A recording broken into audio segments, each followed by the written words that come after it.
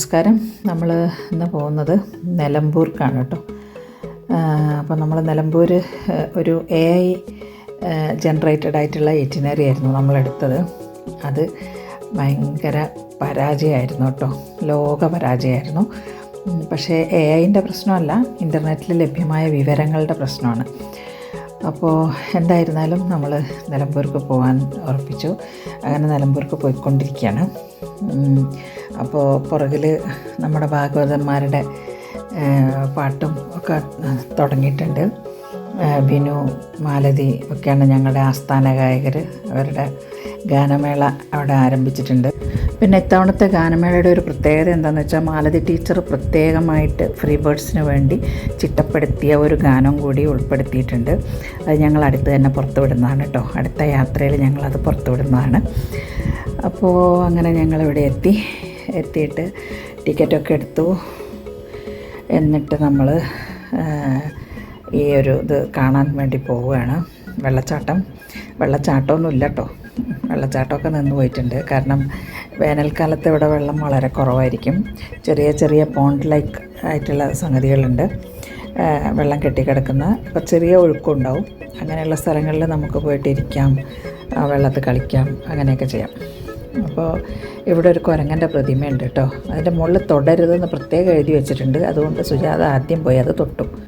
പിന്നീട് ഞങ്ങൾ അവിടെ ഇരുന്ന് ഫോട്ടോസും വീഡിയോസും ഒക്കെ എടുത്തു. അവിടെ ഉണ്ടായിരുന്ന ഒരു പയ്യന്മാരോട് ഞങ്ങൾ ഫോട്ടോ എടുത്ത് തരാൻ പറഞ്ഞ അവർ ഫോട്ടോസും വീഡിയോസൊക്കെ എടുത്ത് തന്നു ഞങ്ങളുടെ.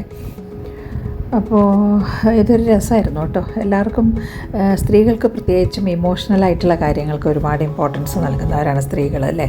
അപ്പോൾ അതുകൊണ്ട് തന്നെ അവർക്ക് ഫോട്ടോ എടുക്കുക, ഇങ്ങനെയുള്ള കാര്യങ്ങൾ, അതുപോലെ എന്തെങ്കിലും ഷോപ്പിംഗ് ചെയ്യുക, കുറേ ഡ്രസ്സ് വാങ്ങിക്കുക, ചെരുപ്പ് വാങ്ങിക്കുക, ഇങ്ങനെയുള്ള കാര്യങ്ങളിലൊക്കെ കൂടുതൽ ഇമോഷണലായിട്ടുള്ള കാര്യങ്ങളിൽ കൂടുതൽ താല്പര്യം കാണിക്കുന്നവരാണ് സ്ത്രീകൾ. അത് അവരുടെ ഒരു കുറ്റമല്ല, അവരുടെ ബ്രെയിനിൻ്റെ സ്ട്രക്ചറിൻ്റെ പ്രശ്നമാണത്. പക്ഷേ അതുകൊണ്ട് എത്ര ബിസിനസ്സുകളാണ് ഇവിടെ നടക്കുന്നത്, അല്ലേ?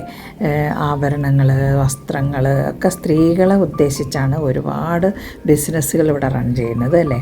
പുരുഷന്മാരെ ഉദ്ദേശിച്ച് കമ്പാരിറ്റീവ്ലി വളരെ കുറവാണ് ബിസിനസ്സുകൾ റൺ ചെയ്യുന്നത്, അല്ലേ? അപ്പോൾ അതാണ്, ഇമോഷണലായിട്ടുള്ള കാര്യങ്ങൾക്ക് ഒരുപാട് ഇമ്പോർട്ടൻസ് നൽകുന്നവരാണ് സ്ത്രീകൾ. അതൊരു തെറ്റായിട്ട് കാണാതിരിക്കുക കേട്ടോ.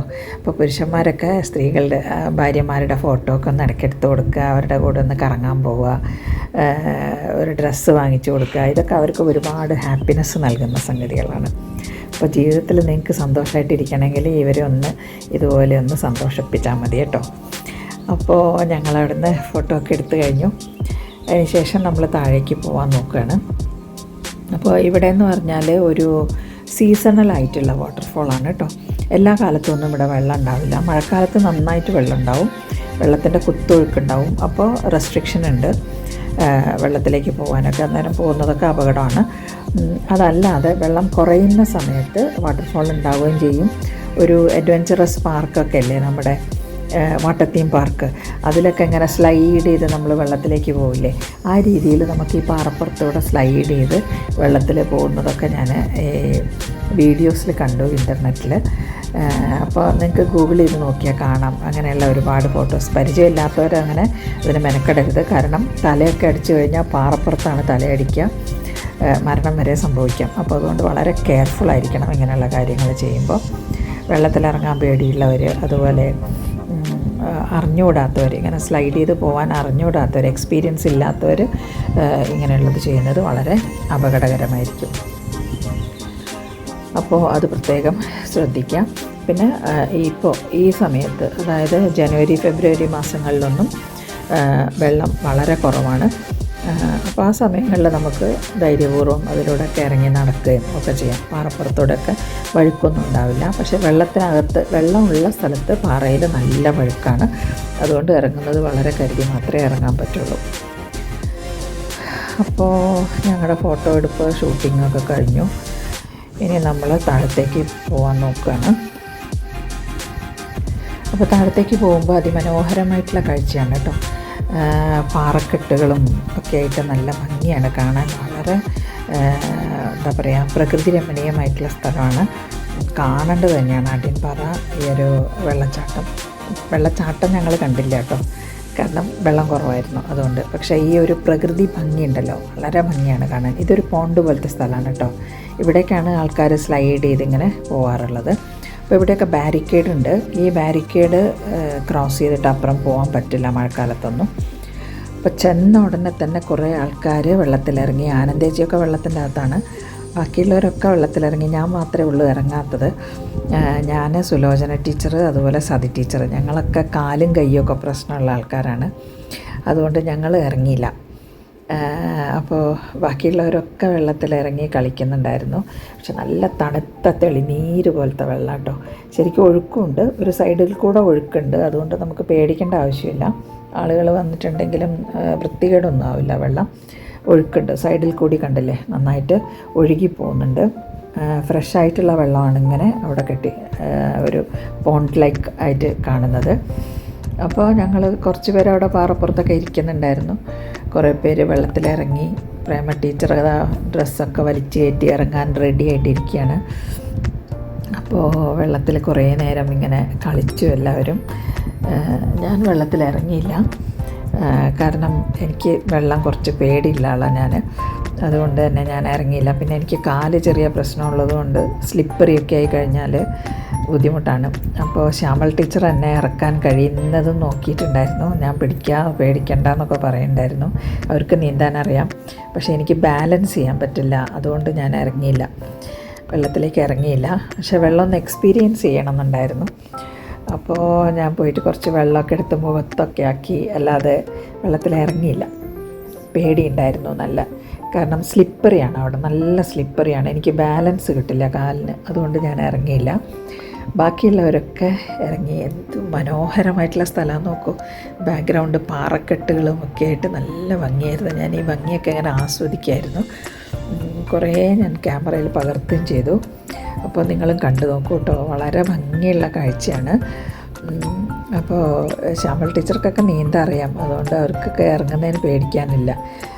ചന്ദ്രിക ടീച്ചർ ഞാൻ സമ്മതിച്ചു, കാരണം ടീച്ചർക്ക് നടക്കാൻ നല്ല ബുദ്ധിമുട്ടുണ്ട്. ടീച്ചർ ഇറങ്ങി കേട്ടോ, എന്നെ തോൽപ്പിച്ച് കളഞ്ഞു ചന്ദ്രിക ടീച്ചർ. ടീച്ചർക്ക് നടക്കാനൊക്കെ നല്ല പ്രയാസമുള്ള ആളാണ്, പക്ഷേ ഭയങ്കര വിൽ പവറാണ്. ആൾ വെള്ളത്തിലിറങ്ങി. ഞാനേ ഉള്ളൂ ഇറങ്ങാത്തത്. എനിക്ക് അത്ര അങ്ങോട്ട് ധൈര്യം പോരാ. പിന്നെ പൊതുവേ എനിക്ക് വെള്ളം പേടിയാണ്. സ്റ്റില്ലായിട്ടുള്ള വെള്ളത്തിൽ ഇറങ്ങാൻ അത്ര പേടി പോയിട്ടുണ്ടായിരുന്നു ലക്ഷദ്വീപിലൊക്കെ പോയതിന് ശേഷം. പക്ഷേ ഇങ്ങനെ സ്ലിപ്പറി ആയിട്ടുള്ള സ്ഥലത്ത് ഇറങ്ങാൻ ഇപ്പോൾ ഒരു ധൈര്യക്കുറവുണ്ട്, അതുകൊണ്ട് ഇറങ്ങിയില്ല. അങ്ങനെ എല്ലാവരും വെള്ളത്തിലിറങ്ങി നന്നായിട്ട് കളിക്കുന്നുണ്ടായിരുന്നു. നല്ല രസമായിരുന്നു. അപ്പോൾ കണ്ടു നോക്കൂ.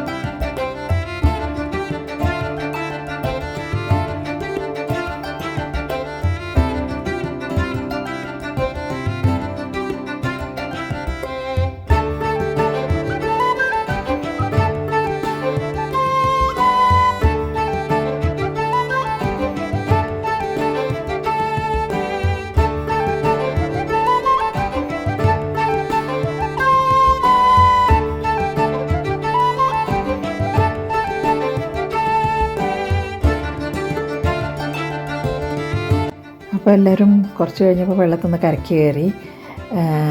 ഞങ്ങൾ വരുന്നില്ല എന്നും പറഞ്ഞ് നടക്കാൻ വയ്യ എന്നൊക്കെ പറഞ്ഞ് മുകളിലിരുന്ന മാലതിയും വിനുവും ഡാൻസ് കളിക്കുന്ന കണ്ടപ്പോൾ എൻ്റെ കിളി പോയി. രാവിലെ മുട്ടുവേദനയാണ്, എനിക്ക് നടക്കാൻ വയ്യ എന്നൊക്കെ പറഞ്ഞ് വന്ന ആളാണ് വിനോദിനി.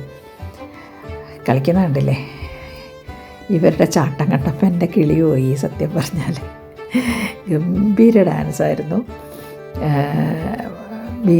ശൂരൻ പടയുടെ മോഹൻലാലിൻ്റെ പാട്ടില്ലേ, അത് വെച്ചിട്ട് ഗംഭീര ഡാൻസായിരുന്നു. എല്ലാവരും വേലായുധ ഹരോ ഹര എന്നുള്ള പാട്ട് വെച്ചിട്ട് ഗംഭീര ഡാൻസായിരുന്നു. ഡാൻസൊക്കെ നല്ല രസമായിരുന്നു. അപ്പോൾ എനിക്ക് പേടിയായതുകൊണ്ട്, എൻ്റെ കാല് പ്രശ്നമായതുകൊണ്ട് ഞാനിങ്ങനെ നിന്ന സ്ഥലത്തുനിന്ന് മാത്രമേ കളിച്ചുള്ളൂ. ബാക്കിയുള്ളവരുടെ കളി കണ്ടിട്ട് ഞാൻ അന്തം വിട്ടുപോയി. അന്തം വിട്ട് കുന്തം വിഴുങ്ങി നിന്നുപോയി. മാലതിക്കൊന്നും വയ്യ എന്ന് പറഞ്ഞതാ, നടക്കാൻ വയ്യ. വിനുവിന് മുട്ടനക്കാൻ വയ്യായിരുന്നു രാവിലെ. അതുപോലെ രജനിക്കും മുട്ടുവേദനയാണെന്ന് പറയുന്നുണ്ടായിരുന്നു. ക്യാപ്പൊക്കെ ഇട്ടിട്ടാണ് വന്നിട്ടുള്ളത്. ഇവർക്കൊക്കെ എവിടെയാണ് മുട്ടുവേദന എന്ന് സംശയമായിപ്പോയി. അപ്പോൾ ഗംഭീര ഡാൻസ് ആയിരുന്നു. ഇവരിങ്ങനെ സന്തോഷത്തോടെ ആർമാദിക്കുന്നത് കാണുമ്പോൾ ഒരു ഹാപ്പിനെസ്സാണ്. നമ്മുടെ ചൈൽഡിനൊരു അവസരം കൊടുക്കണം അല്ലേ? നമ്മളിലെ ചൈൽഡിന് എത്രത്തോളം അവസരം കൊടുക്കുന്നോ അത്രത്തോളം എനർജറ്റിക് ആവും നമ്മൾ. അപ്പോൾ വേദനകളൊക്കെ ഇല്ലാതാവും. അതാണ് നമ്മൾ ഡാൻസ് ചെയ്യുമ്പോൾ അതുപോലെ ഇതുപോലെ കളിക്കുമ്പോഴൊക്കെ നമുക്ക് വേദനകൾ ഇല്ലാതാവുന്നത് അതുകൊണ്ടാണ്. അപ്പോൾ മാക്സിമം നിങ്ങളുടെ നാച്ചുറൽ ചൈൽഡിന് അവസരങ്ങൾ കൊടുക്കുക. അത് നിങ്ങൾക്ക് കൂടുതൽ എനർജി ഉണ്ടാക്കും. അത് നമുക്ക് എന്താ പറയുക, നമ്മുടെ ലൈഫ് സ്പാൻ വർദ്ധിക്കാനും ഒക്കെ അത് നല്ലതാണ്.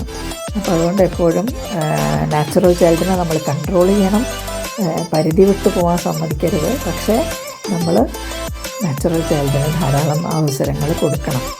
ആവശ്യത്തിന് വിശ്രമിക്കുക, കളിക്കുക, ചിരിക്കുക, ഇങ്ങനെയുള്ള കാര്യങ്ങൾക്കൊക്കെ നമ്മൾ ഒരുപാട് സമയം കണ്ടെത്തണം എന്നുള്ളതാണ് പറയാനുള്ളത്. അത് നമുക്ക് ആരോഗ്യം വർദ്ധിക്കും, സൗന്ദര്യം വർദ്ധിക്കും, യുവത്വം ഉണ്ടാകും. ആ പ്രായത്തിനെ പിടിച്ചു കെട്ടാൻ നമുക്ക് സാധിക്കും. അതാണ്. അപ്പോൾ മാക്സിമം ആഘോഷിക്കുക, എന്താ പറയുക, സന്തോഷിക്കാൻ കിട്ടുന്ന അവസരങ്ങളൊന്നും പാഴാക്കാതിരിക്കുക. അപ്പോൾ ഞങ്ങൾ കുറേ നേരം ഇങ്ങനെ ഡാൻസൊക്കെ ചെയ്തു. അതിനുശേഷം ഒരു പയ്യനോട് ഫോട്ടോ എടുത്ത് തരാൻ പറഞ്ഞു. ഫോട്ടോ ഒക്കെ എടുത്തു തന്നു. എല്ലാവരും കൂക്കിയും വിളിയൊക്കെ ആയിരുന്നു. കോളേജിൽ പഠിക്കുന്ന പിള്ളേരുടെ മാതിരി എല്ലാവരും ഗംഭീര കൂക്കി വിളിയും ബഹളമൊക്കെ ആയിരുന്നു. ആ പിള്ളേർ അന്തിച്ചു പോയിട്ടുണ്ടാവും. നല്ല രസമായിരുന്നു. അപ്പോൾ 2017 ഞങ്ങൾ ഈ ഒരു ഗ്രൂപ്പ് ഫോം ചെയ്തത് കേട്ടോ. ഫ്രീ ബേർഡ്സ് എന്നാണ് പേര്. ഞങ്ങൾ 17 തൊട്ട് 25 വരെ ഒരു പിണക്കങ്ങളോ ഒരു പ്രശ്നങ്ങളോ ഇല്ലാതെയാണ് ഞങ്ങളുടെ ഗ്രൂപ്പ് പോകുന്നത്. 8 വർഷമായി. ഈ മെയ് ആയാൽ 2025 മെയ് ആയി കഴിഞ്ഞാൽ 8 വർഷമായിട്ട് ഞങ്ങൾ തുടർച്ചയായിട്ട് ഇങ്ങനെ യാത്രകളും മീറ്റിങ്ങുകളും ഒക്കെ സംഘടിപ്പിച്ചുകൊണ്ടിരിക്കുന്നു. ഇതുപോലൊരു ഗ്രൂപ്പ് വേറെ കേരളത്തിലുണ്ടോ എന്നുള്ളത് എനിക്കറിയില്ല. എന്തായാലും കോഴിക്കോട് ജില്ലയിൽ ഞാൻ കേട്ടിടത്തോളം ഇത്രയും കാലം ഒരു പ്രശ്നങ്ങളും ഇല്ലാതെ അല്ലലും അലട്ടും ഒന്നും ഇല്ലാതെ പോയൊരു ഗ്രൂപ്പ് വേറെ ഉണ്ടോ എന്നുള്ളത് സംശയമാണ്. അപ്പോൾ വളരെ സന്തോഷമായിട്ടാണ് ഞങ്ങൾ പോകുന്നത്. യാതൊരു തരത്തിലുള്ള പിണക്കങ്ങളോ ഒന്നുമില്ല. എല്ലാവരും വളരെ എന്താ പറയുക, പോസിറ്റീവ് മൈൻഡഡ് ആയിട്ടുള്ള ആൾക്കാരാണ്. ലൈക്ക് മൈൻഡഡ് ആയിട്ടുള്ള ആൾക്കാരുടെ ഒരു ഗ്രൂപ്പാണ്.